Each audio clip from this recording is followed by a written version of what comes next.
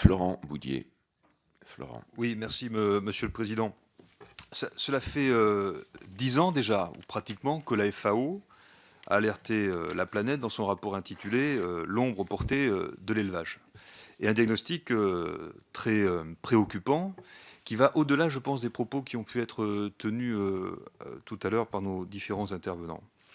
Beaucoup de mesures ont été prises, sans parler de la directive nitrate qui date déjà de 1991. On voit bien qu'un grand nombre d'initiatives sont prises à l'échelle européenne, à l'échelle nationale, pour inciter à des modes de production plus neutres sur l'environnement. Il y a donc une prise de conscience de la filière élevage très forte, que la mutation des modes d'exploitation est inéluctable à moyen terme pour les rendre soutenables sur le plan écologique. Mais au fond, on a du mal à voir, et je crois que vos interventions le traduisent bien, on a du mal à voir une vision d'ensemble, à avoir une vision d'ensemble des mesures qui sont prises à l'échelle nationale comme à l'échelle européenne, alors même que cela a été dit, réduire l'impact sur l'environnement de l'élevage est l'une, pas la seule, mais l'une des clés pour protéger la ressource en eau, à la fois sur le plan quantitatif et sur le plan de la qualité, pour limiter aussi les émissions de gaz à effet de serre.